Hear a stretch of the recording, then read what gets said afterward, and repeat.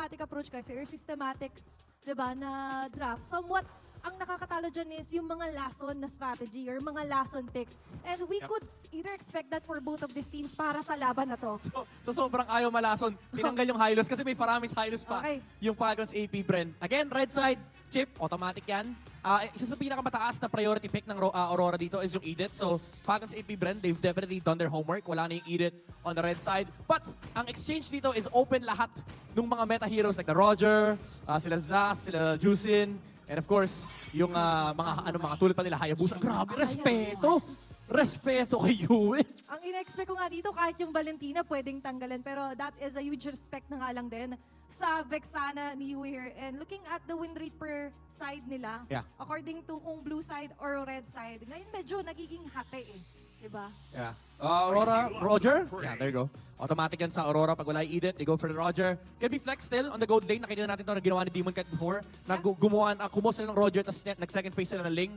Unfortunately, nakatapat ng isang malaking puno na tiniteleport. On the hands of Changto yung Beleric. So, malaking question mark yun actually, no? If ganun ka-creative yung Falcons AP Friend. If naglalaro din sila tulad ng mga Beleric. But now they go for the Phoebus and Matilda. Nagiging prominent na tong combo na to. Napakadaya din kasi na may slam dunk sa harap.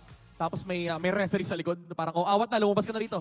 Yung referee na yun, may airlines pa eh. May stretcher. Kaya niya na pang-initiate May or first aid eh. Pang-disengage doon. Yung capability ng isang Matilda. But going back here for Aurora, pwede silang zumas agad dito just so more on the safety side here for Yue. Lalo na tinanggal naman na yung Vexana. But so far for the side of Falcons AP Bren, somewhat more straightforward yung nakikita natin dito, especially na Matilda at Phoebus na nga. We could expect na Rome and XP na agad tong first two picks para sa SCAP. And now, there go Aurora. We'll be picking up on Jushin and on Arlot here. Arlot ni Edward! Oo nga pala, open din yung Jushin. Nagbabalik. Okay. Actually, medyo malaki yung question mark sa Arlot versus Phoebus matchup. But, you know, on the hands of a great player like Edward, they can definitely pull it off. Ang malaking concern dito is yung Juicin versus the Matilda and Phoebus. Parang, pag inisip mo on paper, hindi siya ganun kaganda. Although, yung Phoebus kasi, maliligo talaga ng lantern yan nung Juicin. Pero meron kasing pang-disengage. So, it does tell us na baka may binubuong composition dito yung Aurora. Maybe something that they've really practiced before. And also, pwede rin, ang maganda kasi dito, nung kinuha nila yung Arlot, there's no Arlot flex naman on the side of Falcons AP Bren. But it does set up for a flex on their side na pwede mo kasing i-roam yung Arlot sa kamay ni Renergy. But now, they've gotten themselves the Moskov here for Falcons AP Bren. So, meron na silang marksman. Pwede nilang ubusin yung gold laner. Pwede nilang tanggalan ng hero dito, si Doming. First 3 picks ng Falcons AP Bren, you kind of know where all of those heroes are going to be given, how well all of those heroes are being utilized by the Beast. Meanwhile, for Aurora, only the Juicin. Kumbaga dun ka pa lang talaga sigurado ng sobra. The Roger and the Arlot are somewhat still, could be placed in different positions, pero yung Arlot, kaya nga na sinabi ni Midnight, could go into the hands of Edward, especially with his MVP of the game plays. Yeah, pwede rin naman sa kamay ni Renergy kasi lugi din yung Matilda. Lugi din yung Matilda sa Arlot. Ganda nitong ano na to, ha? Yung pin, no? Oo. Grabe. Kung napanood nyo na yung video ng MPL, sobrang lupit nun, men. Yeah. Yung M5 ni Flactizzi, nag-transition sa nagwawala siya, no? Oy! Ayun, no? Binabati natin ang Royal Duo. At yung Beleric Mariyama. Parang nagpaparinig yata. Nagpaparinig Sa'yo siya. ba galing, pare? Sabi ni... Sa'yo galing. Sabi niya nga yun, quote, sila ang nagke-create ng meta, pero ibang nagma-maximize. Kumbaga, it's Toriyama's hero na pag Beleric, automatic siya isipin mo. Na-imagine ko siya si Toriyama pag nakikita niyo yung mga yan. Akin yan eh! Ako Ako nang gumamit yan eh! Legit. Pero gusto ko rin acknowledge yung present dito ng mga MDL teams for both Aurora, we have Aurora Hunters, at yung Index AP Brendan na nanonood. So hindi lang tayo maraming matututunan pagdating sa matchup na to, pati yung viewers and yung mga teams nga natin dyan.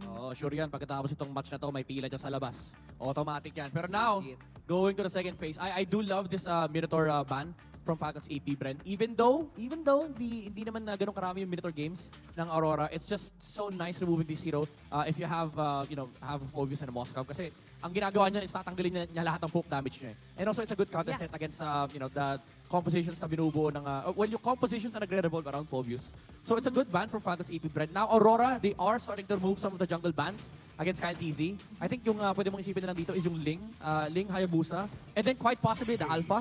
Actually may Nolan pa pala, no? So, Hayabusa, Ling, Alpha is definitely still open for both sides. Both Demon Kite and Kyle TZ has played the Alpha before. Actually, yung inaay ko dito is actually Hayabusa if ever for F-Cup. You have the mobility na agad eh. You have the Matilda, and of course, you have the setup here for the Phobius. Pero nabanggit mo nga, even the Ling is actually open. Parang somewhat of a bait to from Aurora against F-Cup here. But looking at the draft itself kasi, parang more on the Hayabusa talaga. Yung mas more on the safe side, but actually, meron din konting suntok pabalik kung kailangan siya sa mga Lord or Turtle takes. Kaya ganda rin, ganda rin ng Minotaur ban kasi bad trip yung Hayabusa sa Minotaur eh. Yung pop ka lang, hinihil niya lang. Parang walang paki sa nararamdaman mo. So it is a good pick-up from FCAP, knowing din na may malaking pressure dito sa mid lane. It's on the Juicin. Ang question na dito is kung ano yung sagot ng Aurora. I think Ling is still definitely a possible pick here. Kasi imposible nang magkaroon ng ano pa dyan, ng puno doon sa dulong pick ng FCAP. Imposible lumabas yung Beleric dyan. Sobrang mabewildered tayo kung magbe-Beleric. Mababaliw ako pag nag-Beleric, ano pa sila, Beleric Mage. Ay, actually pwede may gawing phosphor yung Matilda, tapos Beleric Roam. Ay, lipat, no? And actually, Joe? Joe! Double marksman. Okay. Roger, jungle for Demon Kite, agad. Yeah. Well, maganda rin yung matchup kasi nung Claude, no? Versus Moscow, wala ring hard CC. Walang kakancel ng Blazing Duet, yung second proc lang nung ultimate ni Matilda, which is the Circling Eagle, pero ang hirap pa si iland yan. Mage, I think Aurora, Paramis, or maybe Aurora, Paramis na naisip ko actually. Zaz is also nice. Zaz actually for F-Cup, yung maganda kasi extra survivability, check na check. And you also have the burst capability na nga lang din, especially pag nag-dominate your set na nga lang din. And aside from that, yung kanina yung sa Beleric ko ibabalik kasi parang nagpaganda rin sa Beleric kahapon is actually the Louie. And then Louie actually hindi naman na mapipili dito.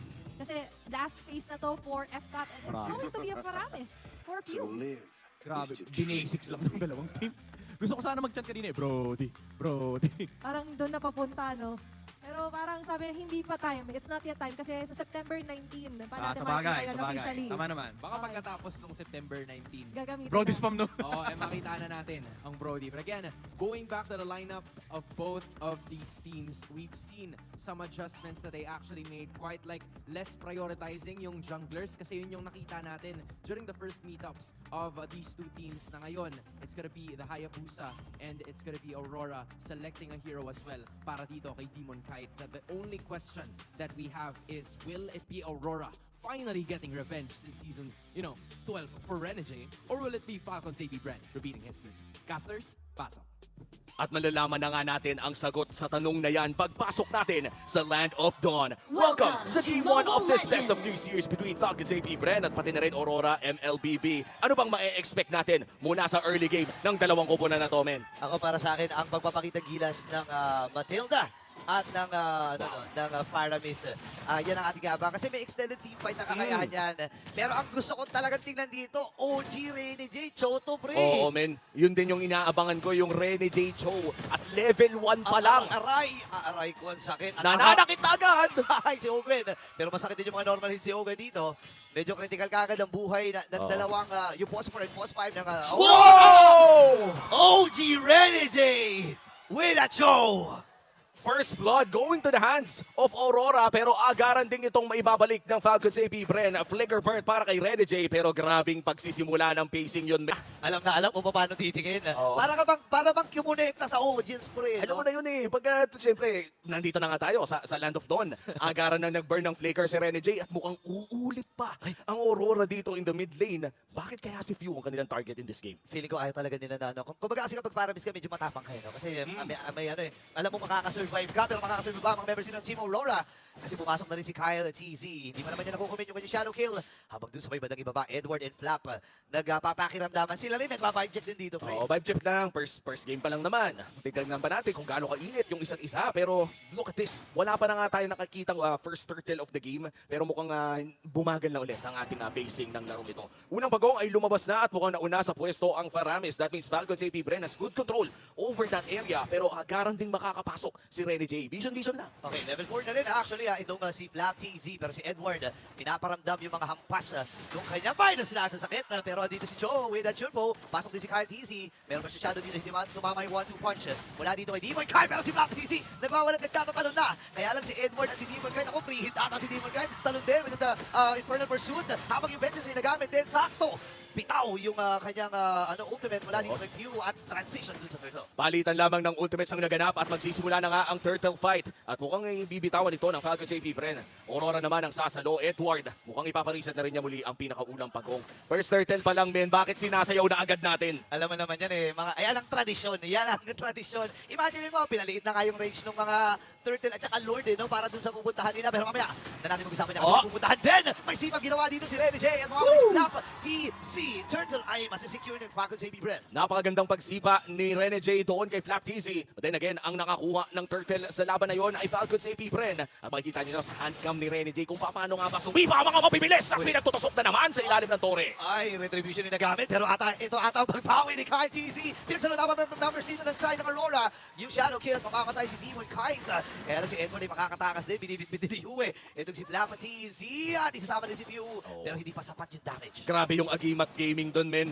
Kapiso na lang ang buhay sa ilalim ng tore pero nabuhay pa rin. Nagkaroon pa ng trade si Demon kahit ang bumagsak. Nice play mula sa Falcons AP Bren. Kaya naman sila ang may hawak ng napakaliit na gold lead ng 400. Check natin ang in-game equipment hatid ng Infinix. Mapapansin natin no, na wala pa naman sa mga first score items ang ating mga gold laners. Yeah. Na talagang bubuhat ng mid-game according kay Malik El Nino. Oo nga, no? Nabanggit nga niya yan. Actually, habang pinag-uusapan natin ngayon, nakabuo na ng corrosion site itong si Super Marco. Habang si Rene J, sinisilip niya lang dito kung sino ang mga nakatago sa right mid-bush. Pero ang sakit din pala ng mga Whisper. Pagka isolated ka, masakit talaga yan. men. Nasolo mo, no? Kumbaga parang ugi shadow kill lang. Kapag nasolo mo, masakit talaga. Nako, ang hirap nito pero available yung sipa ni Rene J na merong 2 kills. No? Imagine mo yun lahat ng kills ng Aurora ay sa kanya napunta. Oo. At least kung iisipin mo kung ikaw ay nasa panig ng Falcons AP Bren, medyo maswerte ka. Hindi napunta dun sa mga core heroes nyo. No? Oh, mas lalo na nung gusto talaga nila makita kay Demon kahit sana mapunta yung mga kill. But here comes the Circling Eagle at Guiding Wind combo. Okay, sumama na rin din si Pew habang si Yui nagamit na yung kanyang Crimson Bacon. Nasalo ni Rene J. Ay! Pero Super Marco with that super sibata at si Rene J ay mamamatay. Men, pag tinanong mo ko nung ibig sabihin ng SS, sasabihin ng iba ulti, pero ang ibig sabihin nun ay super Super sibat. Pinakita na ni Super Marco, pero si Doming naman ang SS ngayon, ang super spin ni Blazing Duet. Oo, hindi Claude. Oo nga, umiikot-ikot nga pala yun. Tama ka naman. Pero tama din ang nagiging plano dito ng Falcons AP Bren na kunin ang actually second turtle ng ating game. Kasi nga medyo napatagal pala yung unang pag-uwi. At yan na nga, second turtle of the game napunta din sa kamay ng Falcons AP Bren. Mukhang in terms of objective, ang nakakalamang ang ating current world champions. At makikita na nga natin na nakakalamang na rin sila ng around 1.3k gold lead. Pero ang trade naman pala dito ng Aurora MLBB ay pagkuha ng tore doon sa taas habang umaabante ang mga iba ng Falcons AP Bren dito sa may bandang baba. Okay, shadow kill para naman si Q yung orange bomb. Habang nagtatalo na rin dito si Flap. Si Rene J hinahanap. Itong si Kyle Easy. Dumadive na under the turret. Itong si Flap. Kaya lang ang problema, may sandwich play na gagawin dito ang si Aurora. Let's see kung aabot ba at pupunta. Itong si Super Marco. Hindi na siya pipili ito, pero may pipilit din natin ang Falcons AP Bren. Makakatakas si Rene J with the shield po. Habang may sipa pang gagawin. Kaya lang sinalubong ka agad siya. Hindi niya kamag-anak yan, pero si Rene na gagawin at si Oakman makakuha ng kill. Lumipad at nakakuha ng isa. Hindi jailbreak yun. Dapat may hashtag yun. Hashtag tamang, sa tamang panong, ano ba yun? Hashtag tamang timpla. Tamang O ayan. kung ano pa ba. Ewan Ayan ko na, na. balik na tayo sa ating laro. At makikita natin ay lamang pa rin ang Falcons AP Bren. In terms of gold, makikita natin na medyo may kalamangan palang hawak si Doming. Ay, mano, against sa Super Marco, no? Again, napag-usapan natin kanina, yung mga bulletproof na gold laner na nagiging susi sa lahat ng pagkakapanalo nila. Pero ito ata magiging susi. Sipa ba ang gagawin? Rene J, hindi. Atras muna siya, pero ang sakit ng buhok. Parang ang daming sabunot pala dito ng ng Falcons AP Bren. May panghila si Few, may panghila si Flap, si Ogwen, may pangbunggo. At napaka-powerful din kasi ng combo ng isang Phoveus Matilda. Kasi ang kahinaan lamang ng isang Phoveus ngayon ay yung kawalan niya ng pag-disengage. At yun yung binibigay ng isang Matilda. Tayo na nga si Doming, inikutan na. Ako, nabigyan din ata, pero naihatid with that guiding wind. Ngayon, nagamit yung Blazing Duet, so may kits na nabawas para sa Team Aurora. Ngayon, big rotation para doon sa Turtle. At nadidiretso ata Falcons dito, Last turtle of the game. Falcons AP Bren ang may hawak nito. Tanong ay magko-contest pa ba ang Aurora? At mukhang ang sagot sa tanong na iyon ay hindi na. Si Rene J nagpakita lamang pero ang turtle ay masesecure na muli ng Falcons AP Bren. 3 turtle ang nakuha nila in the early game. Magigets mo yung ginagawa ni Rene J dito, Again, may sabihin na natin na doon yung killing potential, killing power ni Rene J. Kaya lang kasi medyo torch siya. Unang-una, 3 purify ang meron dito sa Falcons AP Bren. Doon pa sa mga crucial heroes, no? And ang hirap dito kasi kailangan mo muna i-burn isa-isa yan. Di ba? Kumbaga pag na-burn mo, parang kailangan hanap agad ng laban. Kasi kung ma-burn mo yung battle spell, pero hindi mo naman maabuso. Kaya walang battle spell, parang wala din. Di ba? And yun yung kailangan ng pacing siguro kung magiging sagot. Kyle TZ mukhang binigyan ng konti si Demon Kite, pero ayan na nga. bumalik din lang ng Pilipinas, mabilis lang. Circling Eagle, para dito kay Ogen. Pero si Few ay nakasilip din. Mahaba-haba pa dun sa big objective. Pero ang ganda ng ginagawa dito ni Kyle TZ ay slow push niya yung bottom lane para nga naman may mag-react na mag-react. Kasi kung pag-uusapan natin yung mobility, sobrang taas dito kay Kyle TZ, di ba? So, Oo. ang hirap para sa Team Aurora na kunin ito. Pero this time, alis mo na si Renny J habang final shot. Gamit niya dito kay Black TZ. Habang nandito na rin si Super Marco. Walang magkakamatayan dito. Pero kailangan mag-ready Team Aurora. Any moment na pwede susunod ang Packers AB friend with Ogwen. Aray ko, sakit na ng poke Oo, pala. medyo sumasakit na rin, Kakina. nararamdaman na rin. Aurora, mukhang kailangan nilang pabilisin ng konti ang laro or in this case, no, actually hindi pabilisin, pabagalin pa pala. Yup. Dahil they do have the Claude. Kumbaga meron silang late game damage at pwede silang pumalag sa mga sunod na objective fights the moment na magkaroon na nga ng sapat na item dito si Doming. But so far, for Falcons AB Bren, tumataas lamang ang kanilang lamang. It's 3.3k already and Falcons AB Bren, mukhang lahat ng objectives minamata na nila. Ayan na nga, isusunod na ata nila yung Tony dito sa may bandang gitna. Circling Eagle from Ogwen. Hindi tumama yun. Alam naman natin, mas mataas ang cooldown pag hindi ito kumonekta. Yung Circling Eagle sa hero. Pero si Super Mario sumukonekta. Kumukonekta yung mga super sibat niya habang dadali na rin itong si Black TC sa may gilid.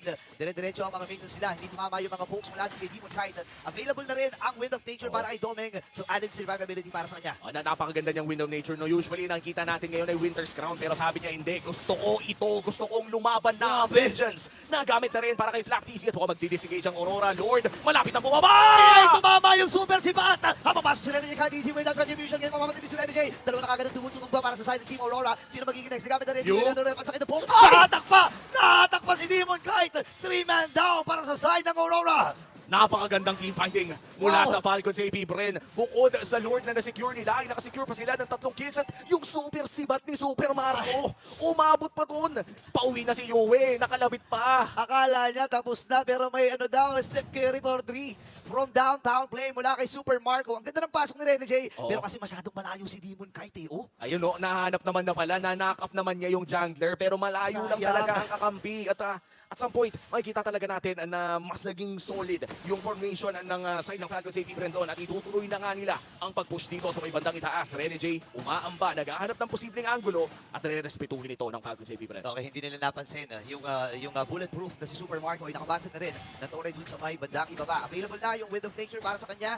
So mas mahirap na parte para sa Team Aurora na itumba. Itong si Super Marco. Few, andun din yung kanyang mga pokes. Kanina hindi natin napapansin pero unti-unti lalo na may tendency kasi magsama-sama yung lineup ng Team Aurora pag naibibitaw yung Ghost Bursters Oo. na may multiplier eh. Oh, masakit yun. Mas masakit. Kapag natamaan kayo ng dikit-dikit din yung OG na pang-antay sa mga ube. Oo. Kumbaga ayaw talaga nila ng magkakadikit yung mga kalaban. At this point, Falcons AP Bren, nag-hold na lamang sila ng mga push. Malaki na ang kanilang kalamangan. Pwede silang mag-angas ng ganito sa loob ng jungle ng Aurora. Oh, imagine mo si Few pa nga eh, yung nag-aangas dito eh, no? Pasilip-silip lang, inaabangan lang yan, chine-check niya yung mga bush. Kasi nga naman, di ba, pag na-delay, yung na mark na yan, Oo. ibig sabihin, may mga nasa paligid mo na, Oo, di ba? yun naman yun. Minsan nga nagtatanong, ano ba ibig sabihin ng may mata? Oh, ayan, oh. O, ibig sabihin niya hindi siya nakikita. Ayan, O, ayan na, nagpakita na siya. At ngayon, yung mga miyembro ng both Aurora and Falcons AP Bren ay nagse-set up na para sa kanilang sunod na play. Ano kaya ang gagana sa dalawa? Dahil mukhang labanan pa ng impormasyon yung nagaganap ngayon. Ano? Parang kita sa ganyan si ganito, Ah. kita sa baba si ganyan. And napaka-importante niyan para sa mga professional nating players. Oo, lalo na yung ginagawa ng Falcons Safety Brand ngayon, parang nag-decision sila na, okay, sige, i-freeze natin yung mga lane. Pwede natin itulak tong gitna kasi nandun na nga naman ang Team Aurora. Ay! Sila nasipa! Wow! Nasipa dito si Kyle DC, makakagamit ng shadow kill. Okay, si Flapat, si Ogen ay nandun din. Talon-talon lang siya no, with that Inferno Pursuit. Ayan Tapos na! nakamay si Bat! Ito na yung super si Bat. At napawala na yung super Marco dito, mabagsak si Demon Kite. Na-pin down si Edward. Takbuhan muna ang Team Aurora. Wala silang mga minions dito. And 7 seconds, mabubuhay na yung Luminous na Lord. Kamunti ka nang makuha ng Aurora. Ang jungler ng Falcons AP Bren, napakagandang sipa mula dito kay Renny J pero nakapag-ugi shadow kill pa rin. Si Kyle TZ at nakatakas via the quad shadow. Sinolo na ang Lord at rumekta ng mid lane ng ubunan ng Falcons AP Bren. Yue, no HP pero Renny J! Renny J! Aray ko po! Mabubuhay na rin si Edward in 5 seconds. Pero ready na ang Falcons AP Brand 9.9k gold lead. Basag yung Torres sa itaas sa may bandang gitna. Isusunod na nila yung ibaba. Meron pa sila mga minions kasama dito. Tapos si Edward na pipilitan Ayun na na. talaga mag-clear ng wave. Pipipitin. Itong si Flap Easy. Oh. Pero ihahatid lang. Dumayo na sa 3 korte pero binalik pa rin. Wow. Pauwi ni Ogwen. What a guiding wind coming in from Falcons AP Bren at napakalaki na nga ng gold lead na ating tinitignan. 14 minutes in. Ito na yung tinatawag nating kailangan ng depensang marino ng Aurora. Kailangan talaga nilang kumapit dito. At kung papansinin naman natin in terms of kits, lalo na itong si Domeng na hindi pa rin namang namamatay. Sapat na rin naman yung items niya, no? And let's see kung paano sila didepensa kasi sa ngayon, parang balanse yung flow ng minions. Nakakatakot to if you're Aurora MLBB. An impossible defense. Paano nila sisimula? Nastan si Kyle! Ako po, napakatras din si Kyle Easy pero meron sila mga minions dito. Kailangan nilang kumapit. At si Renegade! Si Renegade mamamatay. Same with Domeng. Unti-unti na rin ubusin ng Falcons AP Bren. At ang Beast, umako na game number 1. Dominating game 1 para sa Falcons AP Bren. Napakalaking gold lead ang ating nakita. Napakagandang performance mula kay Super Marco na pinakita ang kanyang super siba. Ibang klase ang nagalawan ni Super